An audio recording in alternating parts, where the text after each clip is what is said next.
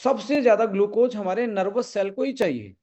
जैसे आप low energy होते हो, आप थोड़े खाली पेट हो जाता है, लंबे टाइम तक कुछ खा नहीं पाते, जैसे किसी दिन आप फास्ट रखते हो तो आपको सिर में दर्द होता है। इट मीन्स कि आपका जो मेन जो एनर्जी का कंजप्शन है, ग्लूकोज, वो ब्रेन को सबसे ज्यादा चाहिए। और थोड़ा सा कुछ खाते ही या मीठा कुछ खा लिया एकदम से आपको वो मतलब ये सिर का दर्द भी ठीक हो जाता है। इट मीन्स जो ग्लूकोज था, इंस्टेंट एनर्जी थी, वो आपके नर्व सेल को मिली और वापस से उन्होंने प्रोसेसिंग स्टार्ट कर दी। तो ऐसे केस में जो अल्जाइमर है, अल्जाइमर के केस में ग्लूकोज को वो नर्व सेल लेना बंद कर देती है। अब ग्लूकोज को लेना बंद करेगी तो उसका तो मेन फ्यूल वही है। तो ऐसे केस में धीरे धीरे नर्व सेल्स एक तरीके से डैमेज होना स्टार्ट हो जाएंगी, इंटर कम्युनिकेशन बंद हो जाए, बिकॉज उनके पास कैलोरी नहीं आ रही। इसके बहुत सारे रीजन हो सकते हैं। सबसे बड़ा रीजन आज के टाइम पे स्ट्रेस है। जब स्ट्रेस में एक हार्मोन होता है, दैट इज कोर्टिसोल हार्मोन। जैसे उसका लेवल बढ़ेगा कोर्टिसोल का, तो what happen inside our body, वो ऐसे सिस्टम को एक्टिवेट कर देता है। जैसे हमारा होता है ना कि भाई इमरजेंसी अलार्म बज जाए किसी भी डिपार्टमेंट का, तो उसके एसओपी होते हैं कि ये चीजें लागू हो जाए। जैसे ये बोलते हैं कि भूकंप आ गया तो आपको ऐसे ऐसे बाहर निकल जाना है, ये एक एसओपी है। ऐसे ही हमारे जैसे कोर्टिसोल हमारी बॉडी में आता है तो एक अलग बॉडी में सिस्टम एक्टिवेट हो जाता है। वो एक्टिवेट हो जाता है कि आपका ग्लूकोज का मेटाबॉलिज्म हर्ट हो जाता है, हार्मोन का जो नेचुरल प्रोडक्शन है उसमें अल्ट्रेशन आ जाती है। वो उसके कॉन्सिक्वेंसेस क्या होते हैं कि नींद का पैटर्न चेंज हो जाना, आपके सेलुलर लेवल पे डैमेज स्टार्ट हो जाना, स्किन पे उसका एजिंग का प्रभाव दिखना, ग्रेइंग जल्दी हो जाना, मेमोरी लॉस में जाना या मेमोरी के साथ कग्निटिव बिहेवियर में चेंजेस आना। तो कोर्टिसोल आज के टाइम पे ऐसा कोई भी इंसान नहीं है जो मेट्रो सिटी में रहता हो और थोड़ा बहुत काम करता हो, जो जो अपने कैरियर के लेके ट्रैवल भी कर रहा है या पढ़ रहा है, सभी में क्रोनिकल लेवल का कोर्टिसोल लेवल बढ़ा हुआ है। तो ऐसे उसमें आप मान के चलें जो हमारा मेटाबॉलिज्म है, स्पेशली ग्लूकोज का मेटाबॉलिज्म है, उसमें अल्ट्रेशन है आज। और 40 ईयर के आसपास तो बहुत ज्यादा है। साथ में डेफिशिएंसी, आज आप देख लीजिए, हमारी रेगुलर मेंटेनेंस के लिए जो नर्व सेल होती है, उसका जो न्यूरॉन सेल होती है, न्यूरॉन का जो ऊपर का कवर होता है, वो ओमेगा का बना होता है। और आज आप देख लीजिए जो डाइट है हमारी, उस डाइट में हम हेल्दी फैट फैट खा ही नहीं रहे हैं। फैट को हम हेल्दी को चू है, बट प्रोसेस के उसको हेल्दी नहीं पा रहे, और उस फैट को हम खा रहे हैं। तो हम जो बेसिसन था जो उसकी डेली रिकवरी के लिए चाहिए था, एक तो वो, दूसरा कोर्टिसोल, जिसके कारण हमारे हार्मोन बैलेंस से लेके हमारे ग्लूकोज के मेटाबॉलिज्म में बड़ा चैलेंज आता है। अब एक हमारे यहाँ पे ये फोर ब्रेन जो होता है, ये रिकॉग्निशन के लिए होता है, ये याददाश्त के लिए होता है, जो ऊपर वाला हिस्सा होता है। यहाँ यहाँ वाले हिस्से में हिपोकैम्पस नाम का पार्ट होता है ब्रेन में। हिपोकैम्पस क्या करता है, वो आपको आपका नेचुरल जीपीएस है, आप रास्ता याद रख पाते हो। जिस जिस जिस इंसान को ज्यादा रास्ते याद नहीं रहते, इसका मतलब है हिपोकैम्पस में कहीं ना कोई दिक्कत है। तो ऐसे केस में उसको आप अलर्ट पे भी लेके जा सकते हैं, वो अलग अलग थेरेपीज हैं। बट हिपोकैम्पस में भी सीधा असर पड़ता है कि वो रास्ता भूलना स्टार्ट हो जाता है। यदि आप में ऐसे चेंजेस आ रहे हैं तो these are the primary symptoms जो आपको कोई भी न्यूरो डिजनरेटिव डिसऑर्डर में लेके जा सकते हैं। इसके साथ साथ जैसे डेफिशिएंसी हैं, जिसमें ओमेगा है, मिनरल्स हैं, एंटीऑक्सीडेंट हैं, कोर्टिसोल लेवल का बढ़ना है, स्लीप पैटर्न में चेंजेस आने हैं। These kind of things can be A chronicle after a long term, यदि उसके एक्सपोजर में है। तो अब मेडिकल साइंस में आप देखेंगे ऐसा कोई भी चीज नहीं है जिसको आप अल्जाइमर को रिवर्सल पे लेके जाएं। बट रिसेंटली हम जैसे एनएमएन की बात करें तो उसमें एक बड़ा ब्रेक थ्रू आया है कि अल्जाइमर यदि थर्ड स्टेज का भी है तो एनएमएन एनएडी बूस्ट करके उसको रिवर्सल किया जा सकता है। टाइप 2 में लिया जा सकता है, फिर टाइप 1 में भी लिया जा सकता है। तो यहाँ पे अब इम्पोर्टेंट चीज ये आती है कि जो आप टेस्टिमनी शेयर कर रहे थे, ये ऐसा कैसे पॉसिबल है। अब एनएमएन तो लोगों ने इसमें अभी यूटिलाइज भी नहीं किया है। ओनली ब्रेन से ही, ब्रेन वन से ट्रू। ही आप उनको यूटिलाइज करें, सम अदर लाइक असवा वन है एंड अदर जो प्रोडक्ट्स हैं। तो ऐसे उसमें आप ब्रेन वन का एक फॉर्मूला शेयर कर सकते हैं स्लाइड से, मैं आपको यदि थोड़ा सा टारगेटेड समझाऊं तो उसको हमारे लिसनर्स को। बिल्कुल।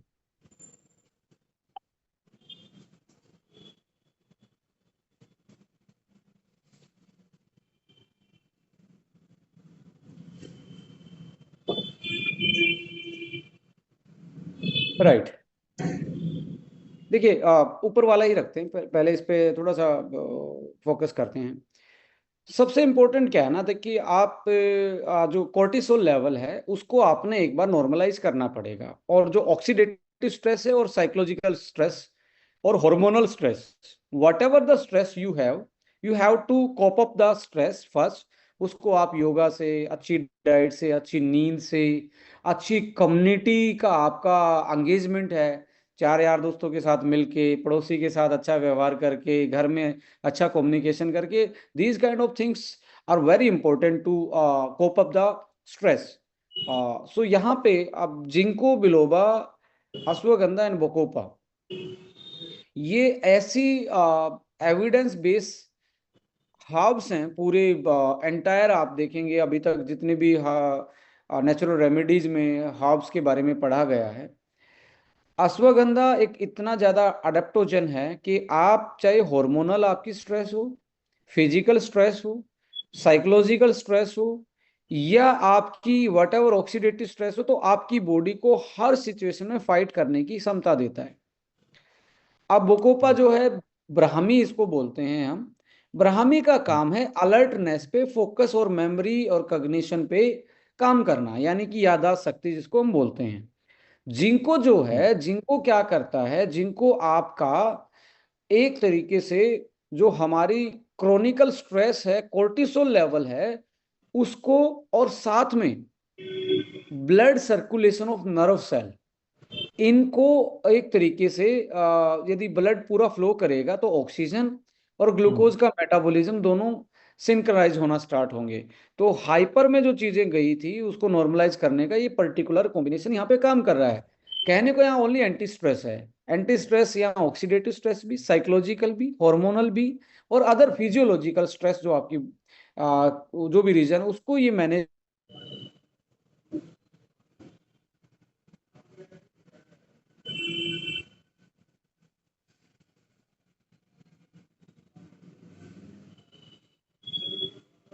इंटरनेट का इशू होगा, हम लोग थोड़ा सा वेट करते हैं।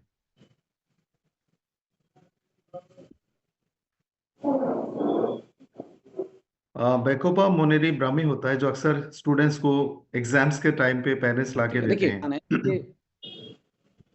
इसको रिलीज करवाना बहुत आसान है। डोपामाइन जो है, अभी मेरे आप मुझे सुन पा रहे हैं ना? अभी अभी बीच में थोड़ा देर नहीं था। यस।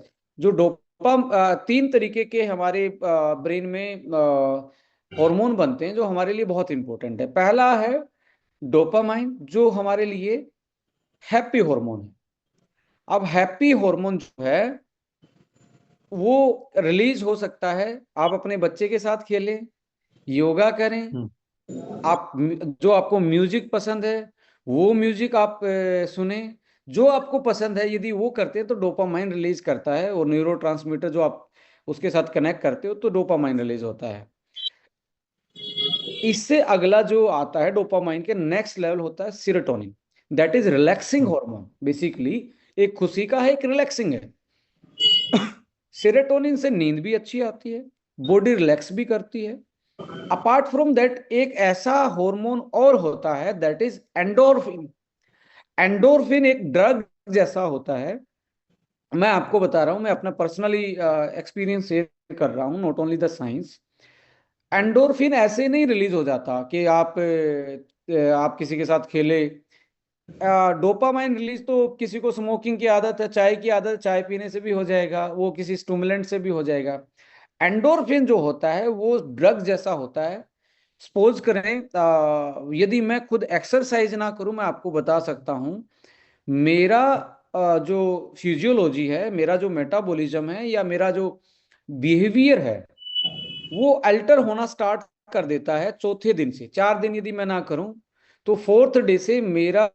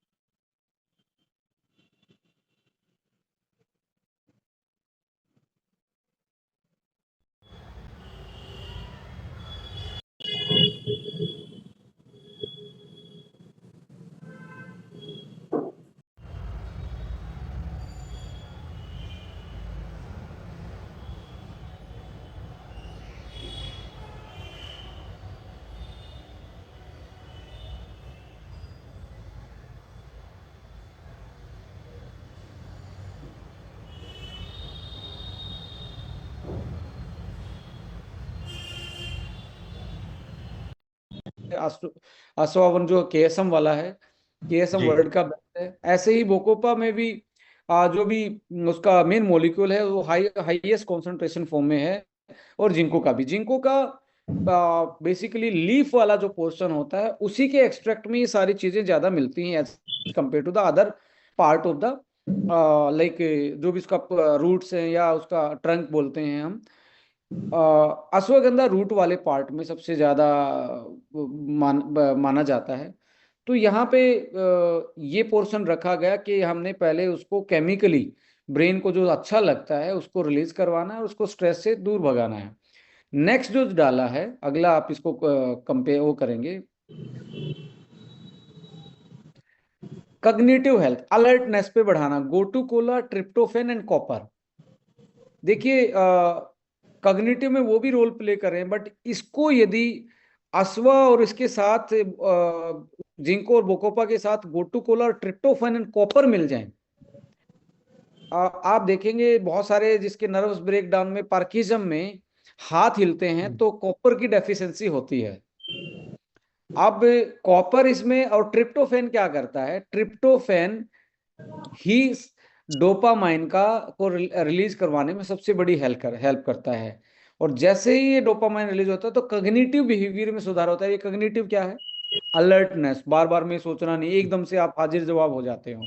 तो गोटू कोला, ट्रिप्टोफैन, अब यहाँ पे आप सपोज करो ब्रेन वन यूज करके आप अच्छे से लर्निंग मोड में भी जा सकते हैं, किताब पढ़ सकते हैं, ड्राइविंग कर सकते हैं, बिकॉज आपका अलर्टनेस जो है वो बिल्कुल नॉर्मलाइज हो गया है, कॉग्निटिव बिहेवियर में सुधार आ गया। देखिए बहुत सारे बच्चे स्ट्रेस में एग्जाम दे रहे हैं, स्ट्रेस का वो चल रहा है, तो ऐसा नहीं है कि इसको आप 18 साल लिखा जाता है, because that that is the वो, but I can recommend you कि इसका आधा कैप्सूल आपने किसी चीज में घोल के शहद में या किसी चीज में डाल दिया तो कोई भी ऐसा कोई साइड इफेक्ट 16 साल में होने वाला नहीं है, 14 साल में होने वाला नहीं है। एग्जाम के टाइम पे तो बहुत अच्छा, मैं कहता हूँ बच्चों को लगेगा कि मैं लर्न भी कर रहा हूँ, रिलैक्स भी हो रहा हूँ। तो ये कॉग्निटिव हेल्थ में अलर्टनेस को आपकी वो करता है, जो प्रोसेसिंग कम हो गई है, जो स्लो हो गया। जैसे पहले कंप्यूटर होते थे ना, बहुत देर से स्टार्ट होते थे, प्रोसेसिंग होती थी, ऐसे ही उम्र के साथ हमारी प्रोसेसिंग भी रुक जाती है। नींद कम है या एक्स्ट्रा वर्कलोड है तो उसमें प्रोसेसिंग कम हो जाती है। तो ऐसे में आप देखेंगे आपका ओवरऑल परफॉर्मेंस अच्छा रहता है। और नेक्स्ट इसमें दिखाएंगे, यस, ऑक्सीडेटिव स्ट्रेस में आप देखेंगे यहाँ ट्रांस रेस्वेरेट्रोल जो है और फिसिटिन का जो कॉम्बिनेशन है, ये एंटी एजिंग का कॉम्बिनेशन है। ये नर्व सेल को डैमेज होने से बचाते हैं। डैमेज होने से कैसे बचाते हैं, ऑक्सीडेटिव तो ये एंटीऑक्सीडेंट तो काम कर ही रहे हैं।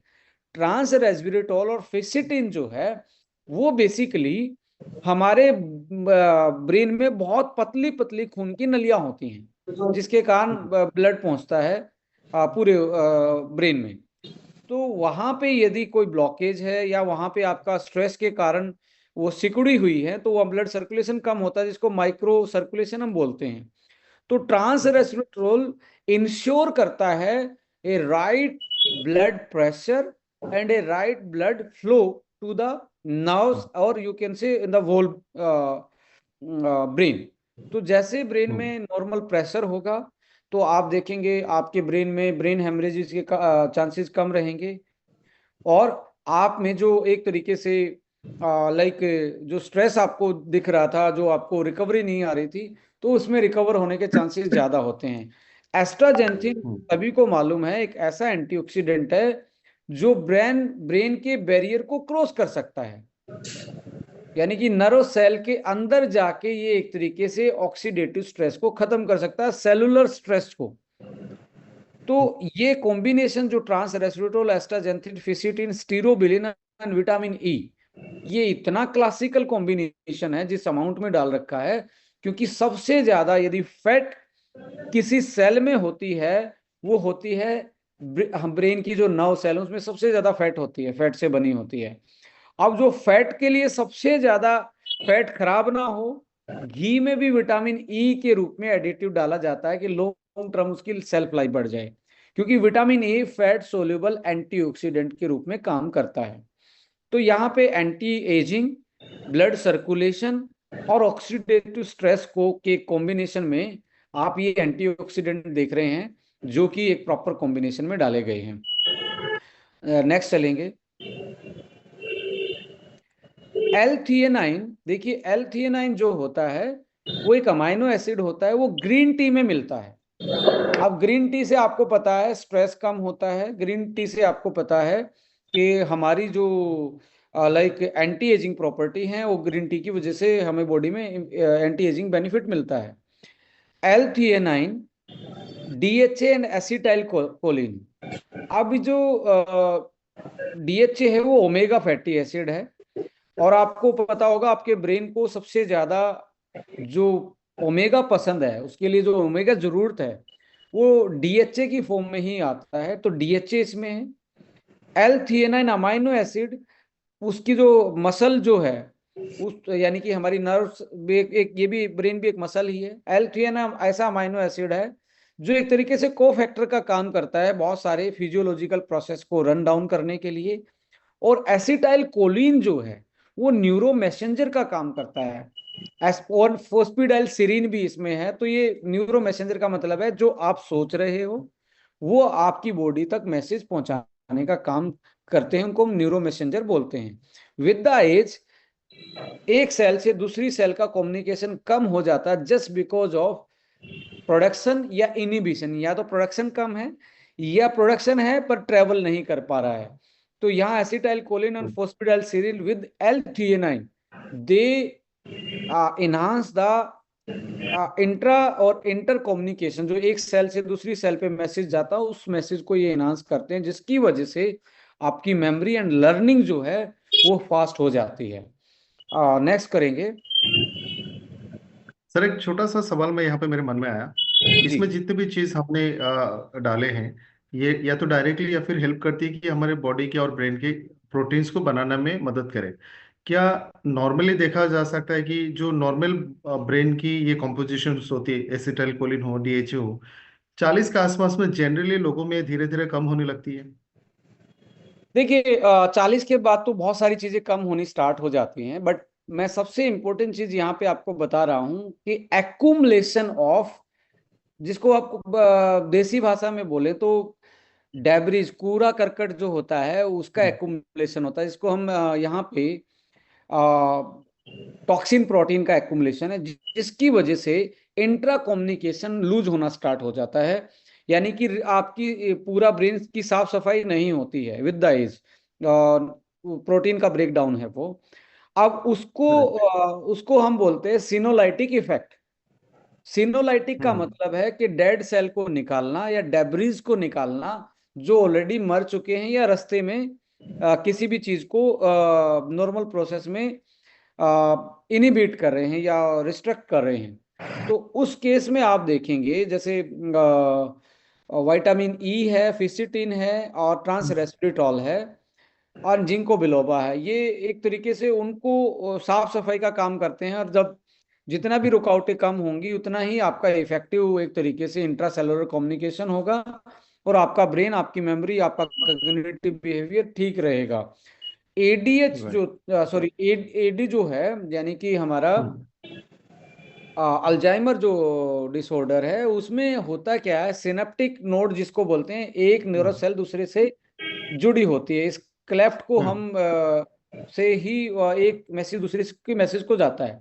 अब ये यहाँ हम्म। पे ये डेब्रिज के कारण ये रुकावट पैदा होती है, तो ये इससे कम्युनिकेट नहीं कर ओके। पाती।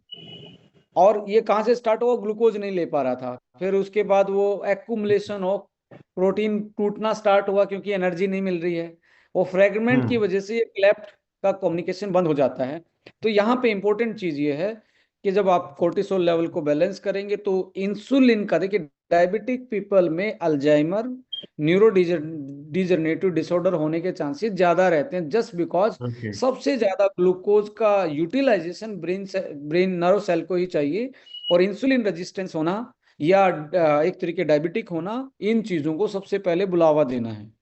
तो ऐसे हम्म। केस में ये एक ऐसा कॉम्बिनेशन है, ब्लड के सर्कुलेशन को सही करेगा, ब्लड में डेवलप होने वाले अच्छे केमिकल को रिलीज करवाएगा, हॉर्मोन्स को रिलीज करवाएगा, और साथ में रिलैक्स करेगा, लर्निंग कैपेबिलिटी को बढ़ाएगा। ऐसे चीजें जो अल्जाइमर, डिमेंशिया, पार्किंसम, हाथ हिलना, इनको धीरे धीरे रिवर्सल की तरफ भी लेके आएगा यदि आपको विद द एज ये सिम्टम्स आ रहे हैं तो। इसमें ओके। कुछ पोर्शन अभी बाकी है, उसको मैं जरूर एक्सप्लेन करूंगा कि आप लोग इसको समझ पाए, क्योंकि लोग कहते हैं जी ऐसा क्या है ब्रेन में, ब्रेन वन में, कि ये मेडिकल साइंस में भी रिजल्ट नहीं आते, पर एस्टोनिया के पैरालिटिक में लोगों ने 3-3 दिन में पैरालिटिक अटैक को रिवर्सल की तरफ लेके गए हैं।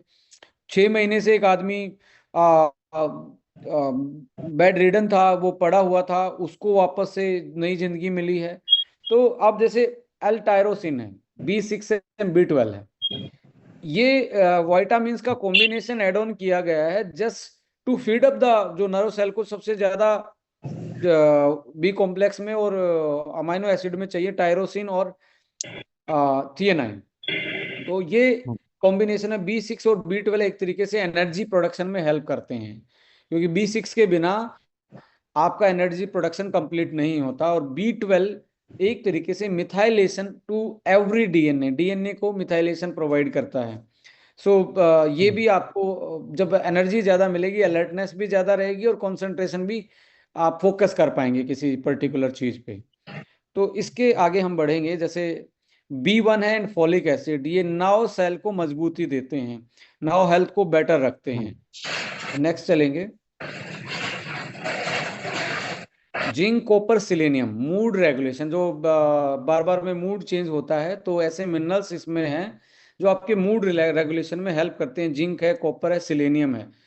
अब यहाँ पे बहुत सारे लोगों को माइग्रेन में रिलीफ आता है। देखिए जिंक और ट्रू। सिलेनियम कॉपर का कॉम्बिनेशन जाएगा, और इसके साथ हम कैल मैगडी भी बोलते हैं, यदि आपको माइग्रेन की कंडीशन में रिवर्सल नहीं है तो कैल मैगडी जरूर दें, क्योंकि मैग्नीशियम की डेफिशिएंसी से भी हो सकता है आपको माइग्रेन आ रहा हो। क्योंकि हम्म। मैग्नीशियम की डेफिशिएंसी से मसल में एक तरीके से पेन रहना स्टार्ट होता है, मसल रिलैक्स नहीं होती। तो नींद और रिलैक्सेंट का काम भी करता है मैग्नीशियम, बट इसमें नहीं डाल हम्म। सकते। इसलिए नहीं डाल सकते कि कम अमाउंट में डालेंगे तो उसका कोई ज्यादा रिजल्ट आने वाला नहीं है। आपको लगभग 200 mg मिनिमम तो चाहिए पर डे। वैसे तो 450 तक आप जाते हैं, बट उतना आपको दूसरी चीजों से भी मिल जाता है, पर सप्लीमेंटेशन में आप 200 तक जा सकते हैं। तो जिंक, कॉपर, सेलेनियम हमने इसमें एड ऑन किया कि आपके जो हाइपर वो चल रहा है, अब माइग्रेन भी एक तरीके से मूड ही है ना, कि आपका मूड चेंज हो गया एकदम हम्म। से, आपको सिर में दर्द होना स्टार्ट हो गया, तो उसको रेगुलेट करने के लिए यहाँ पे ये कॉम्बिनेशन एड ऑन किया गया है मिनरल्स का कॉम्प्लेक्स बना के। सो बैक टू स्क्रीन को हम वापस से अनशेयर करते हैं। सो यहाँ पे अब ठीक। जब भी आप इस प्रोडक्ट को खुद के लिए, एग्जाम आपके बच्चे दे रहे हैं, आप कॉर्पोरेट में काम कर रहे हैं, आपको लगता है कि यार मैं 4 बजे थक जाता हूँ, घर आते आते ऑफिस का जो प्रेशर वो घर वालों पे डाल के, क्योंकि जैसा ऑफिस से मूड लेके आएगा वैसा घर पे ही वैसा बिहेवियर करेगा, क्योंकि इंसान के पास ब्रेन ही है जो उसको चला रहा है। तो ऐसे केस ट्रू। में 4 बजे खा लोगे तो घर भी अच्छा रहेगा, कि आप जब तक जाओगे 2 घंटे में डोपामाइन, सेरोटोनिन रिलीज हो जाएगा, आप रिलैक्स फील करेंगे। अगली चीज में आपको एक बहुत इसका इम्पैक्ट, मैंने ना इसको लगभग लगभग अपनी लाइफ में ऑलमोस्ट मैंने 30 से 35 डिब्बे खत खाए होंगे इसके। मैं आपको एक चीज और ओके। बता रहा हूँ, योगी माइंड जिसको बोलते हैं, कि बहुत हम्म। कूल एंड काम, आप ना ओवर थिंकिंग कर ही नहीं सकते, आप ना ज्यादा सोच ही नहीं सकते। वो कहते हैं मुझे बहुत सारे विचार आते रहते हैं। मैं ये कहता हूँ एक हफ्ते ब्रेन वन और आपने ऐसा वन कहा, तो आपके जो बिन मतलब के विचार हैं वो सोच ही नहीं पाओगे। आप कितना सोच लोगे, नहीं सोच सकते। मैं लिख के दे रहा हूँ आपको, बिल्कुल योगिक माइंड में लेके जाएगा, जो आप आराम से आंख बंद करके एक तरीके से मेडिटेशन करते हो। तो मेडिटेशन टाइप का ये इम्पैक्ट देता है, just because it release your happy hormones. And जब जब हैप्पी हार्मोन रिलीज होंगे, बॉडी में एक ऐसा सिस्टम एक्टिवेट हो जाता है कि यू विल फील रिलैक्स्ड, और आपको लगता है कि ऑल इज वेल। जैसे वो थ्री इडियट का डायलॉग था ना, कि एक अंधा वो आता था, यहाँ पता लगा कि भाई जो वॉचमैन है वही अंधा था, बट कॉन्फिडेंस डाला उसने कि ऑल इज वेल। ये प्रोडक्ट आपको कोई भी ब्रेन का स्ट्रेस क्यों ना हो, आपको ऐसे योगिक माइंड में लेके जाएगा कि आप रिलैक्स फील करेंगे। और बहुत सारे ऐसे टेस्टिमनी आपको देखने को मिलेंगे कि लाइक किसी को नींद कम आ रही थी, उसका बायोलॉजिकल क्लॉक सेट हो गया। किसी को माइग्रेन था, तो बहुत सारे ऐसे लोगों ने कि 20 साल से माइग्रेन था, कुछ भी सब कुछ खा लिया, वो बातें नहीं बन रही थी। एक्चुअली माइग्रेन के केस में एलोपैथ में आप ओनली पेन किलर खा सकते हैं, उसके अलावा कुछ भी नहीं है माइग्रेन का, तो राइट। कुछ भी नहीं है। ट्रू। मैं वैसे मेडिकल साइंस में चैलेंज नहीं करते हैं, but according to my experience and the science behind the formulation and the जो भी साइंस के एविडेंसेस हैं, जो इंग्रेडिएंट हम यूज करें उसके अकॉर्डिंग मैं बोलूं, और मेरे पर्सनल एक्सपीरियंस पे बोलूं, 99.99% एक हफ्ते के बाद मेरा माइग्रेन हो ही नहीं सकता इस प्रोडक्ट को लेने के बाद।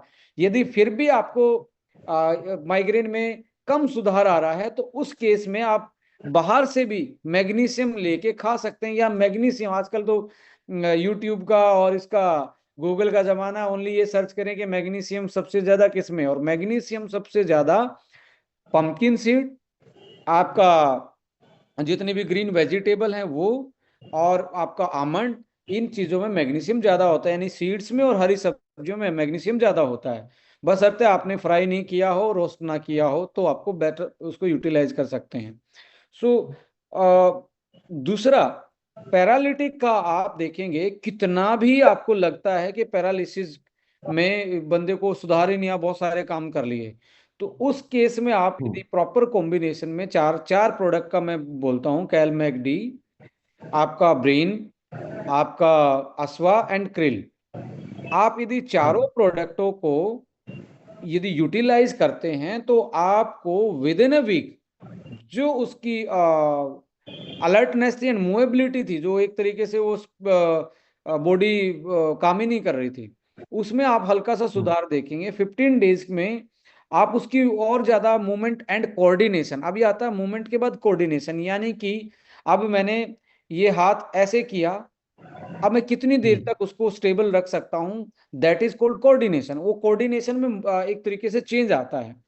तो कोऑर्डिनेशन, मूवमेंट, एंड उसके बाद जो लोकोमोशन है, यानी कि एक स्थान से दूसरे स्थान पे जाना, उसमें लगभग 20 से 25 दिन या 1 डेढ़ महीने में आपको बहुत ज्यादा रिवर्सल के चांसेस मिलेंगे।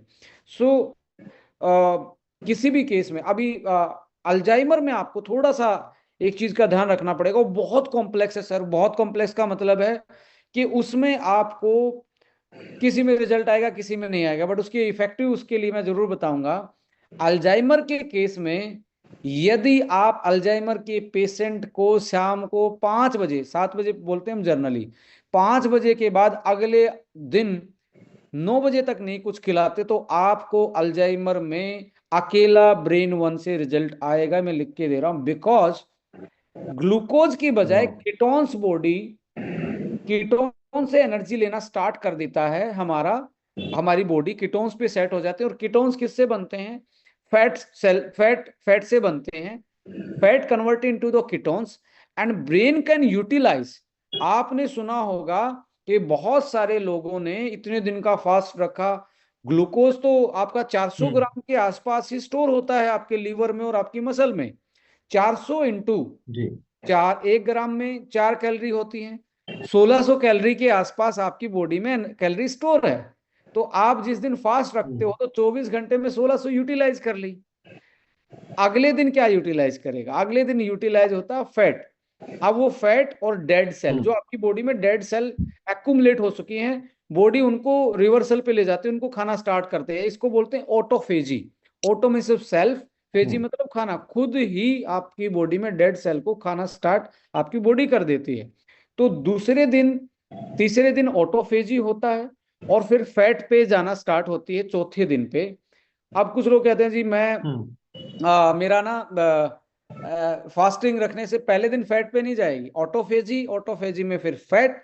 अब फैट में से बनता है हम्म कीटोन्स। अब ये कीटोन्स जब बनते हैं, जब आपको देखा होगा बहुत सारा येलो यूरिन आता है जब आप फास्टिंग पे रहते हो, तो कीटोन्स की वजह से उसका कलर होता है। Ketones can also hmm the source of energy. और कीटो डाइट का आजकल हम्म के जमाने में बहुत ज्यादा प्रचलन है। कीटो का मतलब है आपने ट्रू। कार्ब को दिन में 30 ग्राम से ज्यादा लिया ही नहीं तो आपकी बॉडी बिकम द कीटोजेनिक, एक प्रोसेस स्टार्ट होगा। वो कीटोजेनिक नर्वस, जो नर्व्स के जो हमारे जितने भी डिसऑर्डर हैं उनमें सबसे बेस्ट डाइट मानी गई। इवन जो मिर्गी जैसी बीमारी थी जिसका कोई इलाज नहीं, हम्म उस केस में भी पहले की थेरेपीज में बिल्कुल जो रिफाइंड कार्ब था उसको हटा देते थे। आज भी मैं आपको बता रहा हूँ, जितने भी देसी वैद्य होते हैं जो पैरालिटिक के उसमें आपको दवाई देते मिलेंगे, उसके केस में भी हम्म वो आपको परहेज करने को बोलेंगे चावल के। इसका मतलब है हम्म ऐसी चीज वो देना नहीं चाहते जिसके कारण ऑक्सीडेटिव स्ट्रेस ज्यादा पड़े और ब्रेन का जो मेन एनर्जी मॉलिक्यूल है उसकी जगह दूसरे मॉलिक्यूल पे शिफ्ट करना है।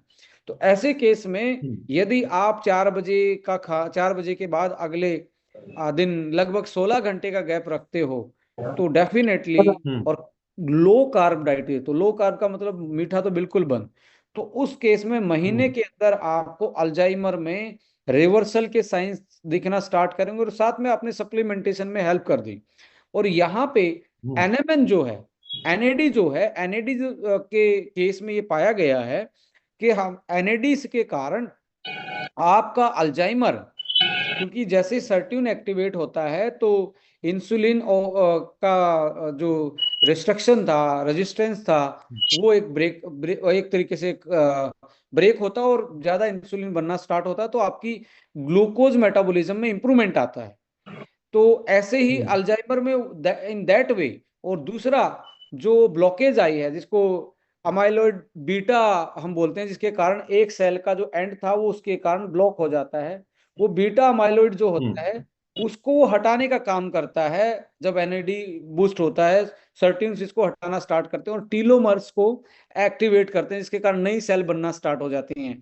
पुरानी वाली को खाना स्टार्ट कर देता है, नई सेल बनना स्टार्ट होती हैं। तो अल्जाइमर हो, आपका मेमोरी लॉस हो, शॉर्ट टर्म मेमोरी हो या मूड हो, हम्म सारे रिवर्सल पे आना स्टार्ट होते हैं। इसलिए फास्टिंग बहुत इंपॉर्टेंट है। Fasting is a medicine. Time time is a medicine. आपका रूटीन जो हो वो भी एक मेडिसिन है। Sun is a medicine. Food is a medicine. तो इन सारी मेडिसिन को ही हम 3.01 की बात कर रहे हैं कि आने वाला जमाना नेचुरल रिसोर्सेज, नेचर से हीलिंग का है और वो 3.0 मेडिसिन है। और ब्रेन वन भी उसी का एक हिस्सा है। Back to you. राइट। एक मैंने पूरा थ्योरेटिकली बताया कि फॉर्मूला कैसे काम कर रहा है, ब्रेन सेल क्या है, क्या उसके इफेक्ट आते हैं, इतना जल्दी रिजल्ट क्यों आता है। It's a complete circulation messenger, आपके हॉर्मोन्स, आपका न्यूट्रिशन, आपके एंटीऑक्सीडेंट, आपका आयुर्वेदा, ये सारी चीजें हैं। और साथ में क्या है, प्रोबायोटिक है।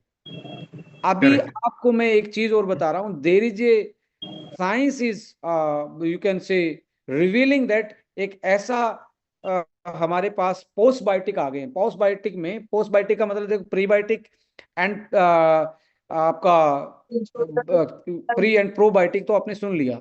Right now the science is converted the जो आपका प्रोबायोटिक बैक्टीरिया उसको डेड करके उसको खिलाने की कोशिश कर रहे हैं। वो स्टुमुलेंट कर रहा है सीधा गट से ब्रेन को। तो साइको, इसको बोलते हैं साइकोबायोटिक। आप गूगल करेंगे तो आपको मिल जाएगा।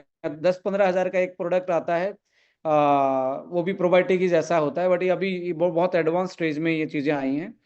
साइकोबायोटिक, हमने भी उसको साइकोबायोटिक को अभी प्रिक्योर करना स्टार्ट किया है। आने वाले टाइम में अगले 3 महीने में ब्रेन वन में वो साइकोबायोटिक नाम का एक तरीके से जो पोस्ट बायोटिक है वो स्ट्रेन भी इसमें मिलेगा, कि हम जो नई साइंस आ रही है, तो ऐसा नहीं है कि आज जो इंग्रेडिएंट डाले हुए हैं वही रहेंगे। वी आर ए कंपनी जो रिसर्च बेस्ड है। जो भी नए ब्रेक थ्रू आते हैं, प्रूवन चीजें आती हैं, वो आपको कोई ना कोई पर्टिकुलर उसमें आपको देखने को मिलेंगी। तो आज तो मशीन लर्निंग का टाइम है रहमान सर।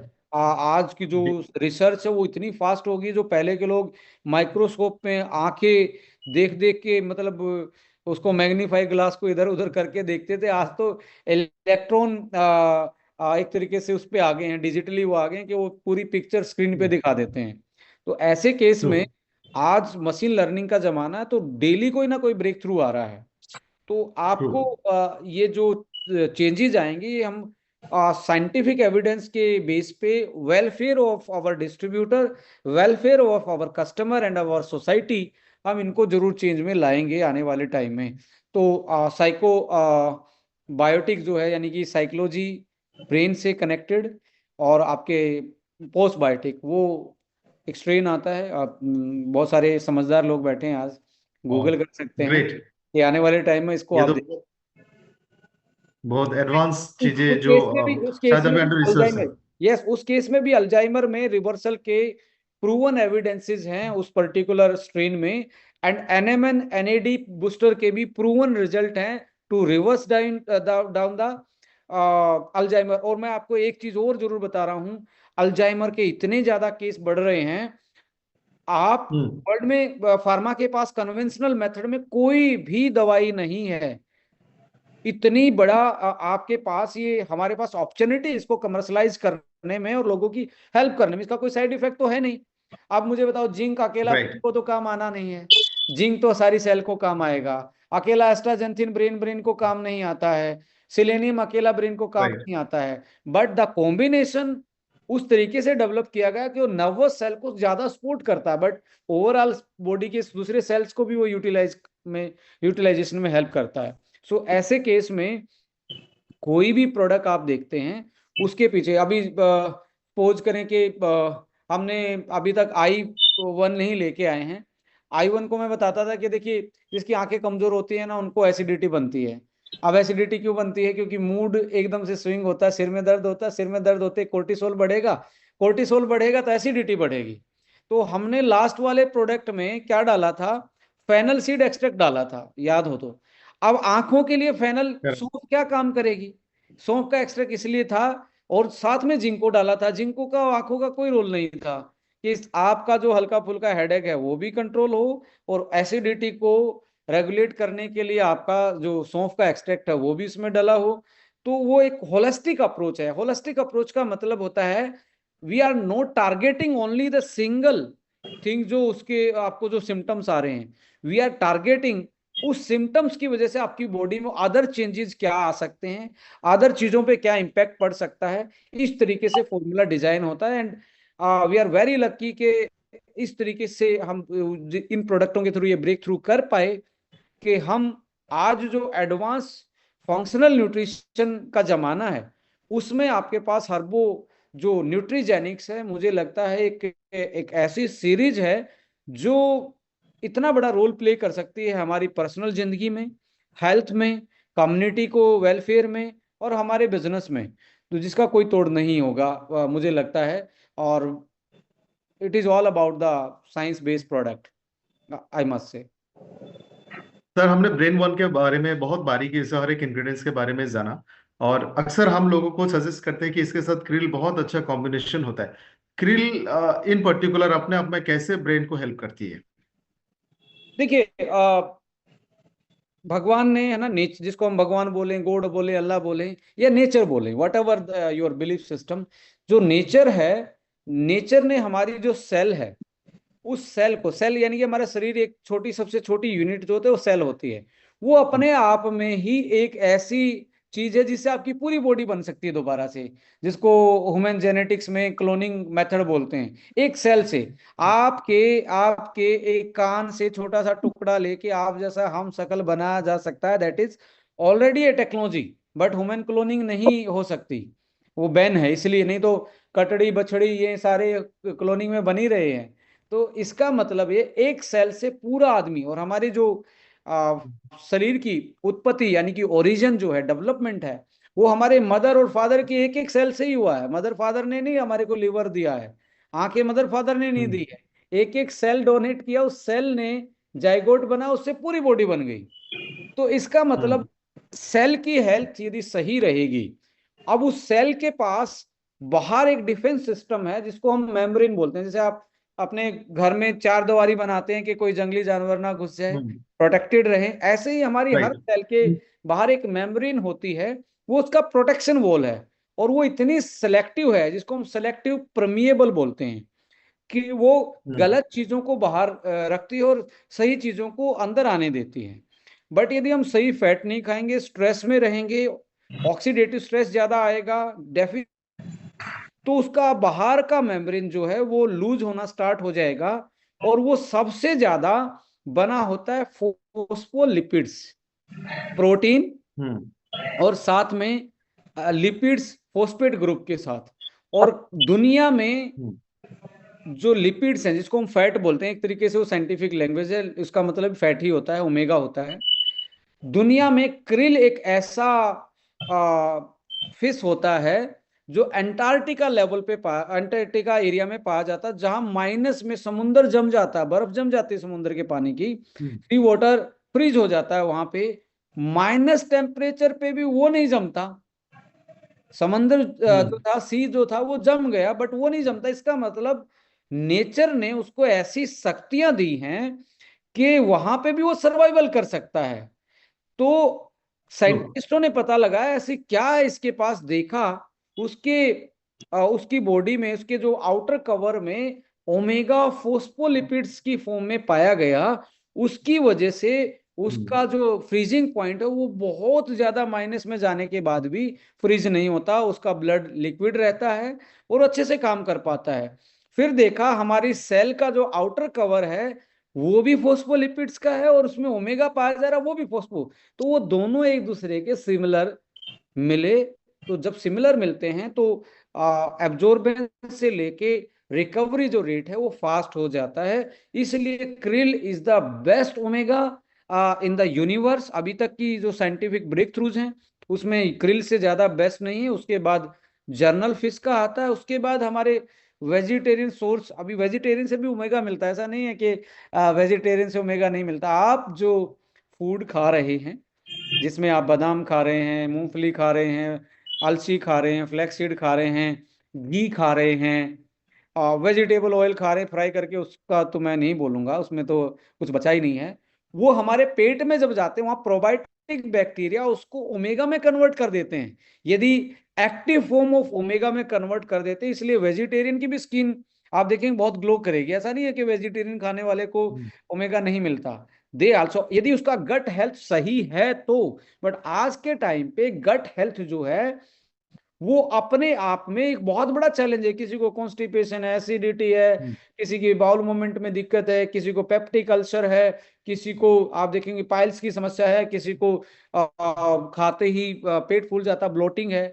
ऐसे केस में आपका जो नेचर है, गट का जो नेचर है, इकोसिस्टम, वो अनबैलेंस्ड है। उसकी वजह से आपका डाइट जो एक्टिव फॉर्म ऑफ मोलिक्यूल में कन्वर्ट होना था, जहां ओमेगा था, एंटीऑक्सीडेंट में कन्वर्ट होना था, या कुछ B12 और बायोटिन जैसी चीजें बननी थी, वो कम बनती हैं या एब्जॉर्ब अच्छे से नहीं हो पाती, जिसकी वजह से हमें ये प्रॉब्लम फेस करनी पड़ती है। इसलिए तो मैक्सिमम प्रोडक्ट में प्रोबायोटिक डाला गया कि पेट को सही रखना है, और जिसका पेट सही है उसकी बीमारियां तो मुझे लगता है कि मिनिमम चांस रहते हैं उसको बीमारियां आए।